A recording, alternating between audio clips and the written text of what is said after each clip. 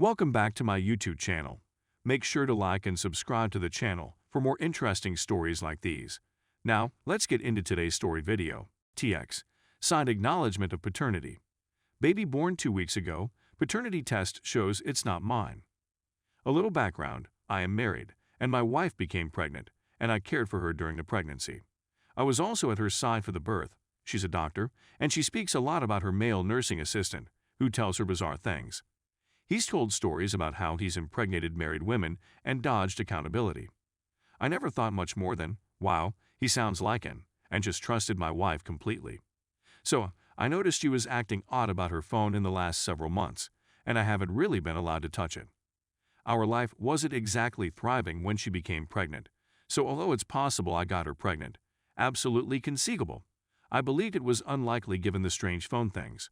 One of the nights, I took a DNA sample from the infant. I used a well-known mail-in test and submitted 2 different samples to ensure no mistakes could be made. Since I don't want to jeopardize my marriage, both returned as the kid not being mine. Some ideas that I believe will be beneficial to me. The adultery is all too obvious. Her mother is now residing with us. Her mother is adamantly anti-cheating and adores me. She is a doctor in the region and is quite concerned about her reputation. She is also active in the church. She has no clue, as far as I can tell. I conceal the test kits in my work bag, which she never checks, and I've been keeping an eye on it. I sent them while out shopping and obtained the findings online. I still have the element of surprise on my side in this situation. My inquiries are as follows. I saw that I have 60 days to cancel the AOP. If I retract this and the divorce goes well, and I'm able to identify the true father, who I believe is the nurse, although I might be mistaken. He's the only male she appears to have a lot of exposure to and meets the criteria.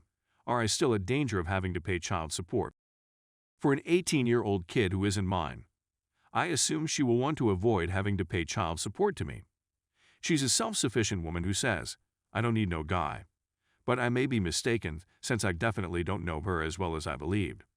We earn about the same amount of money. I own a property with 20% equity that I acquired before the marriage and rent out. In preparation for the baby, we acquired a new house jointly. I am divorced, and in my last divorce, my ex made off like a bandit, despite the fact that there was no adultery and she earned substantially less than me. Could her easy-to-prove adultery help me get a better divorce settlement? How can I tell whether a family lawyer is competent? It's exhausting to look for one.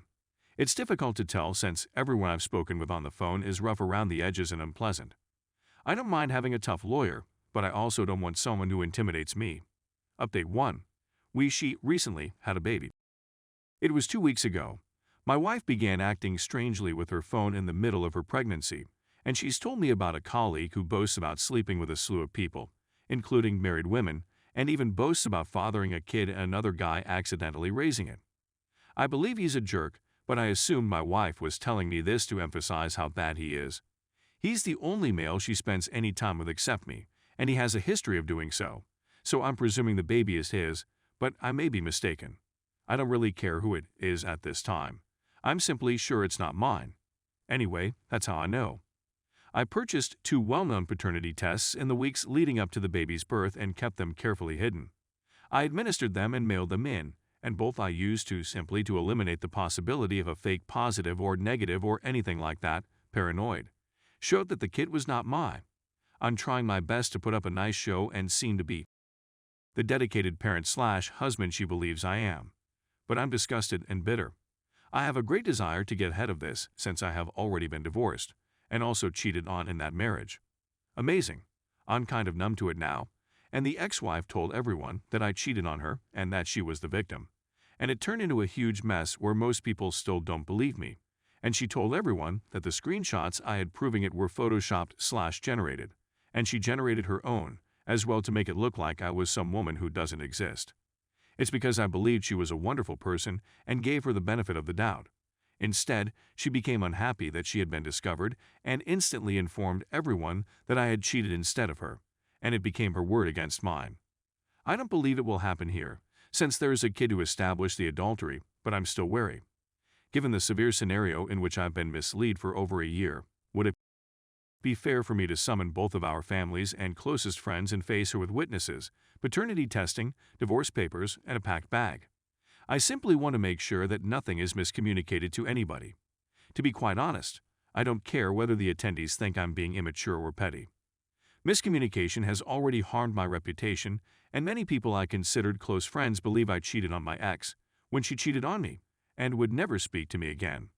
Her family is nearby, so I believe she will be able to remain with them after the event, but at this point, I've had my image wrongly destroyed once in my life by a very evil individual. I don't want that to happen again, and I'd be lying if I said I didn't think her actions should be branded. Edit. I see what you mean. I'm too enraged to think clearly. More than half of those who have commented believe this is trivial, which is why I asked, and I'm going to side with those who aren't emotional wrecks right now. I intend to go with the party as usual, and as soon as the last person departs, I will pack a bag for her and the baby, as well as supply her with a printed copy of the paternity test and divorce papers.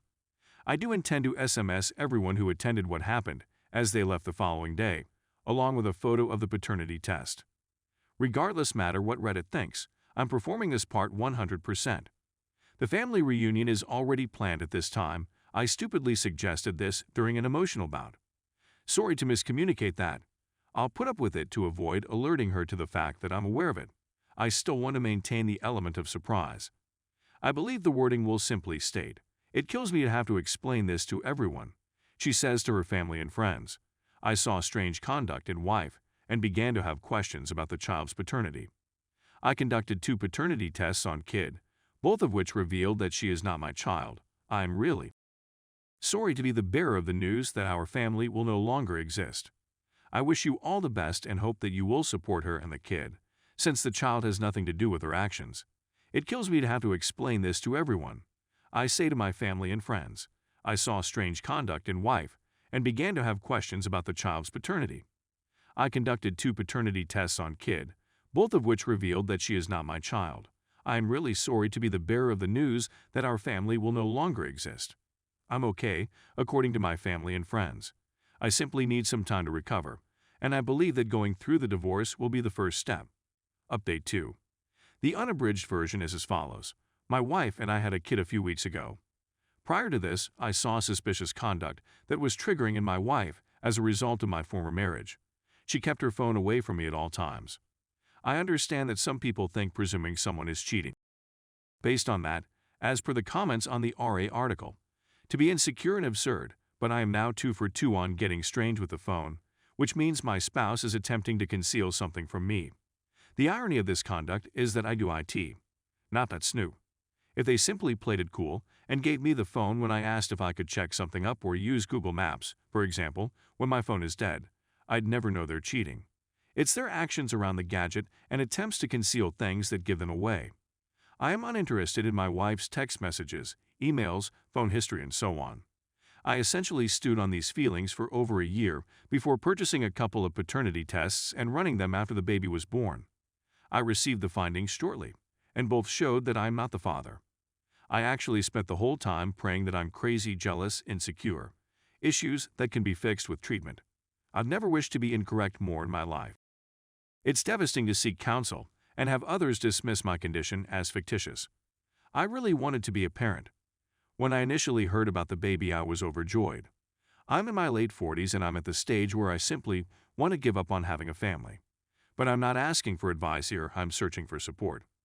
I'm feeling fairly adrift now that I've been cheated on in both of my marriages. I'm far from perfect, and I do have some flaws. I don't believe they'll ever be large enough to justify cheating. I communicate when I have an issue, which occasionally leads to fights, but I have learned to communicate effectively over time. I try not to be the jealous kind, and I don't limit my partners in any way. Me being jealous and controlling isn't going to stop a cheater from cheating. I tell everyone I've dated or married. If the individual cheats, I'll most likely find out and deal with it then. Having said that, it's difficult not to acquire some trust concerns following this.